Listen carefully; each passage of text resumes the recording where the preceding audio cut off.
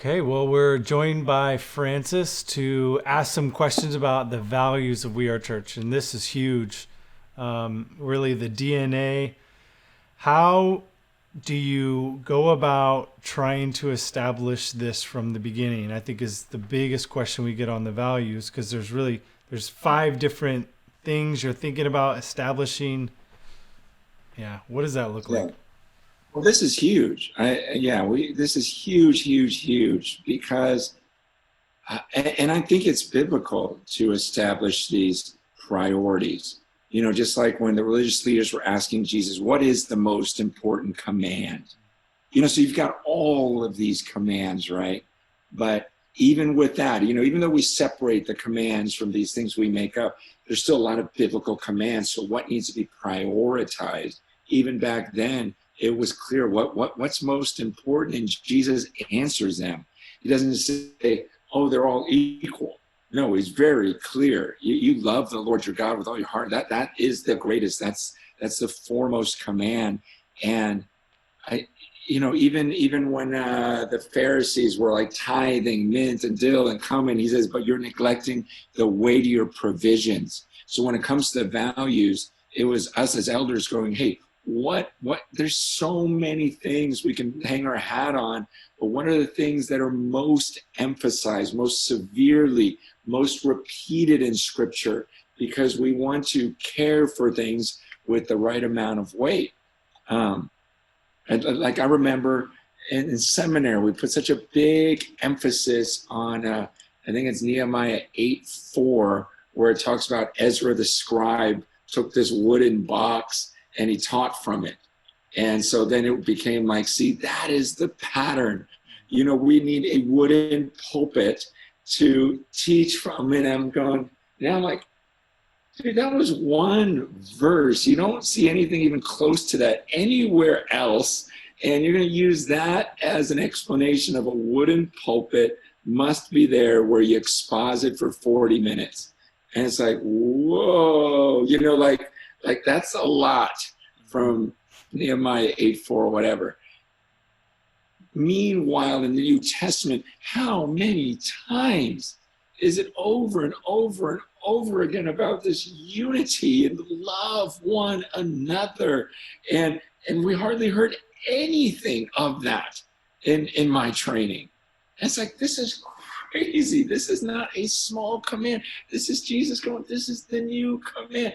I mean, look. So it was like in Scripture, what are the things emphasized over and over and over, and let's make those our priorities so that we don't build a whole ministry off of one little side note or thought. Not to say that not every command is important, because it is, but God also clearly distinguishes what are the most important things, and he'll say them over and over, and he'll put such a weight upon them and a punishment if you don't follow them.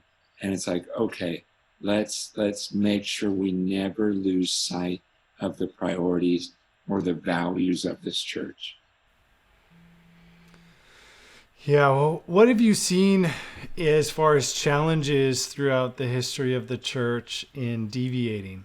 Like, how do you not, maybe you establish it from the beginning, but then you can drift and you got to pull back. What, how have you seen that? Yeah. I mean, that's happened, you know, in our church. And I think the elders just keep looking at those values and go, man, we're good at 2 and 4, but we're not good at 5. Or then things happen in the world, things happen in the church. And sometimes there is a crisis. And so all hands on deck, we try to fix this situation, pray it through. And then we never get back to the priorities. And so I see that happen in a lot of churches. With other models, even it's like, okay, well, right now we have a crisis where we're going to lose our building, so we've got to focus on that.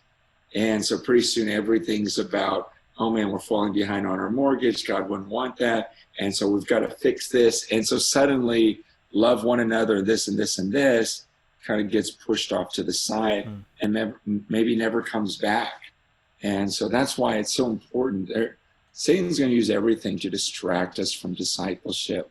He's going to try to use anything to get us to focus on anything other than getting people to really love him deeply and love one another deeply. And so as leaders, you just have to be aware of that and say, hey, let's keep checking ourselves. Let's keep going back. We're not prioritizing these things. There was this little booklet when I was a kid, when I first became a believer, called The Tyranny of the Urgent. And it talks about how things will just come up.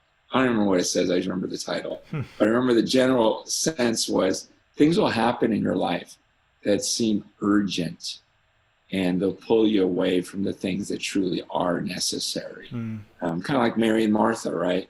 Like, it just seemed like, man, if I don't get a good, chicken pot pie for Jesus, and so Martha's going nuts trying to make, good falafels or whatever. And she missed out, and Jesus like, you screwed up. Mary picked the right thing, because there's only one thing that was necessary.